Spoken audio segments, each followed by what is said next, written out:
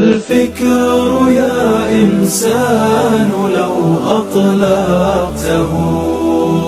متأملا في قدرة الرحمن لخضعت إجلالا وتسبيحا له سبحانه رب عظيم الشان يعلو ولا يعلى وجل علوه وصفاته كملت بلا نقصان سلطانه باق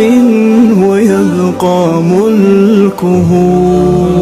هذا ويفنى كل ذي سلطان